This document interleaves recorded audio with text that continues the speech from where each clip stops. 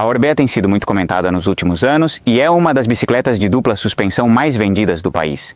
No vídeo de hoje quero ignorar o barulho em torno desse modelo para focar em uma característica técnica que muitos não notaram.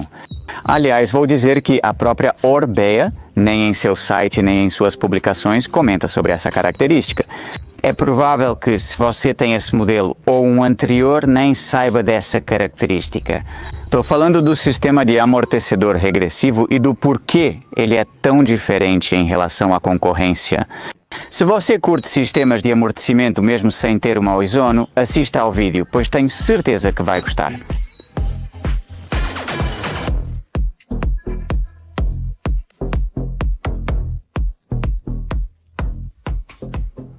Como eu disse, acho muito curioso que a Orbea não mencione essa característica de amortecimento regressivo em seu site.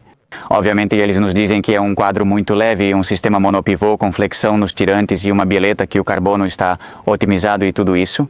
Mas, da minha parte, a curiosidade está no fato de que praticamente não existem outras bicicletas no mercado que tenham um sistema regressivo. Todas as que vocês possam lembrar são progressivas. Specialized Epic progressiva, Cannondale Scalpel progressiva, Canyon Lux progressiva, Trek Super Caliber progressiva. Poderíamos fazer uma lista sem fim.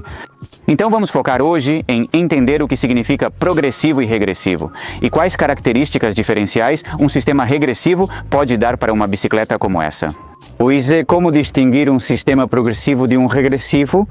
Bom, a primeira coisa que devemos levar em consideração é que qualquer sistema de amortecimento é constituído por dois elementos. O primeiro de todos tem a ver com o design do quadro. Volume basculante traseiro, bieleta, pontos de ancoragem do amortecedor, pivôs principais, etc.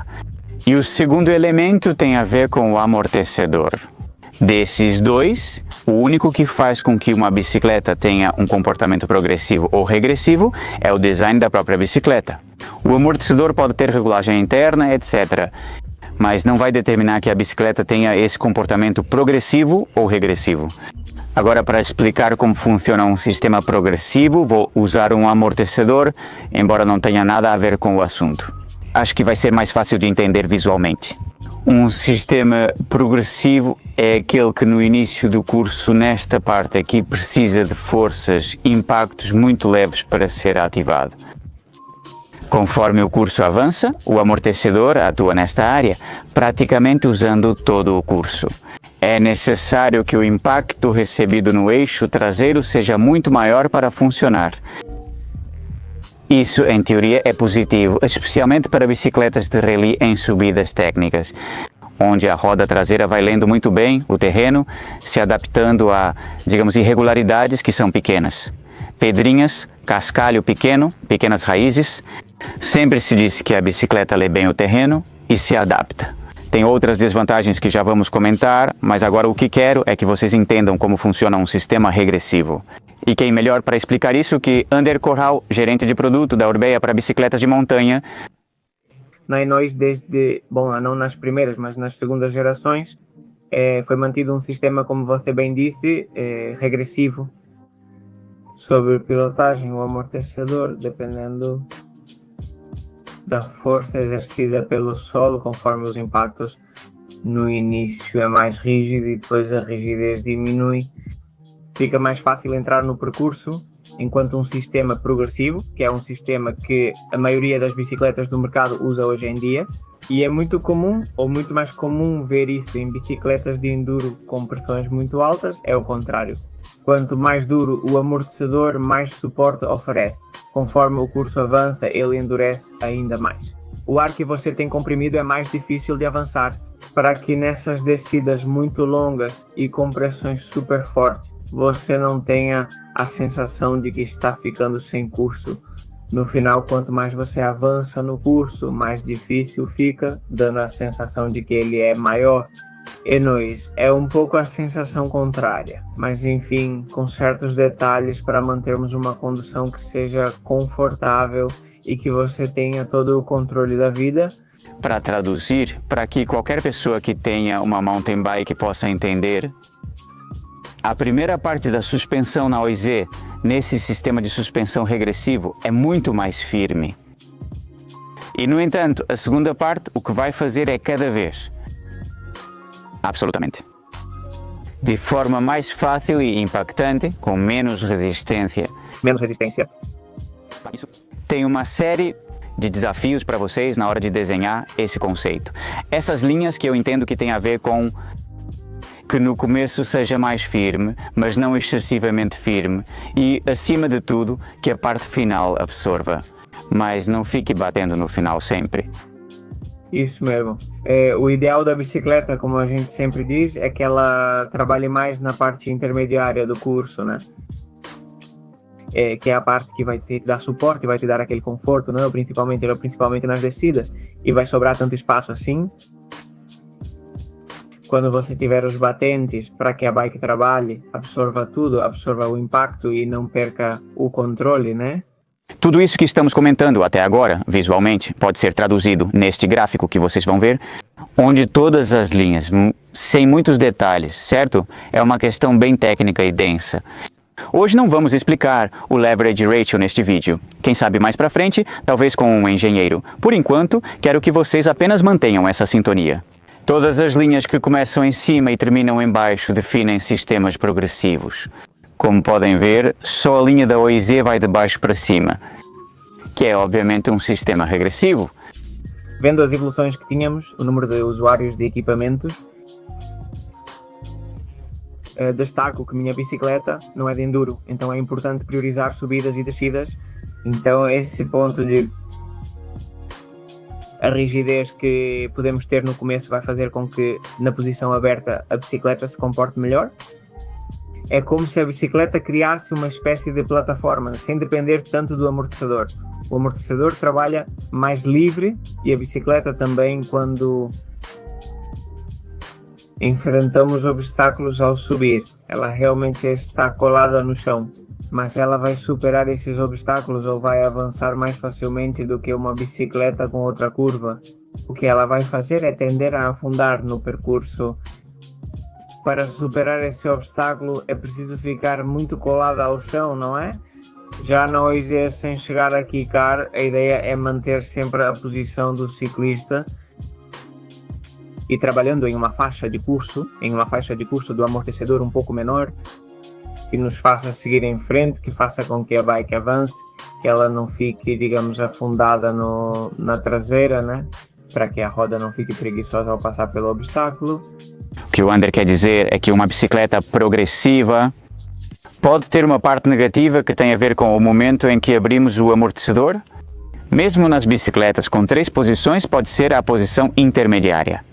Porque por ser uma primeira parte do curso tão sensível no momento em que abrimos o amortecedor, simplesmente com o peso do ciclista, a bicicleta afunda na parte traseira. E isso modifica o ângulo do tubo do selim, fazendo com que ele se abra e tenha uma consequência muito negativa para a nossa pedalada. E é que automaticamente, ao baixar a posição do selim, o nosso ângulo do quadril se fecha. Isso é algo que sempre se evita do ponto de vista biomecânico. Porque é muito mais difícil gerar força de pedalada com um ângulo de quadril fechado do que com um ângulo de quadril aberto. Para vocês terem ideia, ciclistas como Vingegaard e Pogačar estão popularizando o uso de pedivelas mais curtas. Eles estão fazendo isso com o objetivo final de gerar ângulos de quadril mais abertos no momento em que a perna ou o joelho está mais alto. Na Orbea Ways, por ter a primeira parte do curso muito mais firme, não temos esse problema. Porque o peso do ciclista não implica uma modificação na geometria da bicicleta e, portanto, também não há uma modificação na biomecânica do ciclista. No Passage, de fechado para aberto, você percebe que a posição de condução não mudou, que o amortecedor não agiu de repente. E você comeu todo o saco? No final, no tipo de sistema que a Orbea OIZ usa, quando você abre por precisar de mais força para abrir o amortecedor, você não fica afundado no saco. E no mountain bike, essa sensação de que quase nunca estamos em terreno plano, estamos sempre subindo. Em subidas com inclinação maior que 10%, isso vai ser ainda mais acentuado, porque você carrega mais peso na roda traseira. Então, uma das prioridades era que, independentemente de qual configuração de posição de bloqueio você esteja usando, você mantenha uma posição o mais fiel à geometria da bicicleta e sem afundar no curso. Sim, pois isso também impacta biomecanicamente. Vale lembrar que, no fim, a biomecânica é semelhante em bicicletas de estrada e gravel. Os ângulos que você utiliza, os graus da própria bicicleta e tudo mais, são os mesmos, mas na mountain bike isso é variável, dependendo de em que momento de compressão está o garfo. Ou principalmente o amortecedor. Sim, o amortecedor, sim. Em um sistema progressivo, com um amortecedor muito macio, o ângulo do tubo do selim vai variar completamente quando aberto. Os ângulos de execução do movimento do seu quadril, dos seus joelhos, dos seus tornozelos, também vão sofrer modificações. E isso não é exatamente o ideal. Sim, é isso. Vamos abrir aqui o balcão dos biomecânicos de mountain bike. É bem mais fácil ajustar uma pessoa a uma bicicleta de estrada do que a uma de montanha. É o que você acabou de dizer no final, né? Uma bicicleta de montanha, assim que você mexe nas suspensões ou faz um estudo biomecânico, você faz isso no plano. Assim que você pega uma subida, que é onde vai passar 80% do seu tempo pedalando para cima, não terá relação com sua posição de trabalho no plano, ou com a bicicleta parada ou intermediária. O ideal é conseguir manter sua posição o mais fiel possível à realidade em toda a situação. Isso sempre é ajudado pelo sistema de suspensão. Ajuda ou não ajuda, depende do tipo de sistema de suspensão. Você pode se afastar mais ou se aproximar menos do seu ideal, da sua posição ideal de pedalada. Mas digamos que com a OIZ, com o amortecedor completamente aberto, é muito mais fácil estar na sua posição ideal de pedalada. Seria aquela que o biomecânico definiu para você parado, sem irregularidades do terreno no estudo dele, graças a esse sistema regressivo? Isso mesmo. É uma das coisas que sempre tentaram priorizar, não ter essa mudança de posição. É uma das razões de hoje também. Usando a bicicleta com o sistema aberto, te dá essa sensação de que a bicicleta é muito eficiente. Pedalando não é uma bicicleta que polui, porque ela te gera essa plataforma imaginária de pedalada. E isso é o que explicaria que a Orbea OIZ, quando você experimenta, se sinta muito mais como uma cross-country, que aumentou seu curso até 120, e não tanto como uma enduro, que teve as suspensões reajustadas. Como talvez a gente possa ter essa mesma sensação em uma Scott Spark, em uma Mondraker F Podium, esse tipo de bicicleta, mais radicais nesse sentido. Sempre senti que a bicicleta foi projetada especialmente para o público aproveitar ao máximo. Público com um perfil muito racing, público performance. Sim, é uma bike de rally puro. E, de fato, nesta versão, nesta última evolução da OIZ em 23, a ideia principal era manter o caráter racing. Da bike de 120 que define, ou seja, da bike de 100 que define a OIZ, o que foi transformado em uma bike de cross-country moderna, mais capaz e com 120 de curso, que eu acho que é algo que assim que você sobe na bike você percebe, né? Que é algo country. Obrigado, Viveza. Vamos dizer que é uma bike de rally. Anteriores, quando usávamos bikes de 100 mm. Na verdade, esse é um ponto que, quando fiz a análise há 2 anos, quis destacar. Muitas marcas passaram para 120 mm, ganhando capacidade em descidas, ângulo de direção mais aberto, etc, etc. Mas se perdeu muita reatividade nessas bicicletas. No entanto, hoje foi uma das poucas em que a mudança não afetou tanto, que manteve muita essência dessa reatividade. Sim, é isso. No final, parece que as bicicletas de cross-country têm tendido a ser mini bicicletas de enduro, né? Mas hoje, em geometria, estamos próximos das geometrias de enduro de alguns anos atrás. Mas também perderam essa parte da reatividade, que tem relação com o que falamos, né? De como a suspensão se comporta. Qual é o nível de ajuste de um amortecedor? Quero dizer, é um amortecedor de uma OEF? Está ajustado de forma completamente diferente de qualquer outra bicicleta, com flexões, tirantes e monopivô mais progressivo. Sim, ou seja, além de a bicicleta vai te dar certas características, ou seja, a curva que ela tem ali vai te dar certas características, e outra parte que influencia muito o comportamento vai ser o amortecedor que deixamos, né? Então, todas as bicicletas de suspensão traseira têm uma configuração específica de amortecedores, é feito com base em diferentes testes, primeiro no computador e depois testes de campo. E realmente o ajuste do amortecedor hoje em dia, com amortecedores que evoluíram muito em relação ao passado, tem uma influência super alta no comportamento da bicicleta, não é? E um bom exemplo é a OIZ do modelo anterior, saiu em 2019 ou 2020, se não me engano.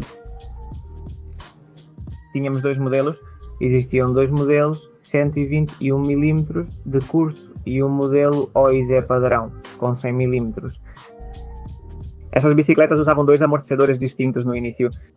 O usuário percebia isso porque algo simples como o squeeze lock, na posição intermediária, a sensação da plataforma de pedalada variava entre os modelos. É verdade que na opção taxa referencial era uma posição intermediária mais sutil, mais próxima do aberto do que do fechado, e no outro modelo era uma posição intermediária, mais puxando para o fechado do que para o aberto. Mas não era um resultado da bicicleta, era um resultado da configuração do amortecedor que havia em cada modelo. Ou seja, as duas bicicletas no aberto não se comportavam igual. Isso ocorre por causa da configuração do amortecedor de cada bicicleta. Depois disso, posteriormente, isso foi unificado e até hoje só existe um modelo com uma configuração específica também. Que conclusões tiramos de tudo o que ouvimos? Acho que pelo menos 3. A primeira: as aparências enganam. Aqueles que dizem, bom, essa bicicleta foi copiada de outra porque tem o amortecedor na mesma posição. Já viram que não tem nada a ver. A segunda questão: sistemas similares como este monopivô, com tirantes flexionados e uma violeta em bicicletas diferentes, podem ocorrer comportamentos resultantes muito diferentes, dependendo sempre do design que o engenheiro quis fazer. Isso é muito importante. E a conclusão final, que tem a ver diretamente com a Orbea OIZ, é que eles conseguiram, felizmente, eu que sou um pouco mais da velha guarda, manter esse caráter racing, esse caráter puro de cross-country.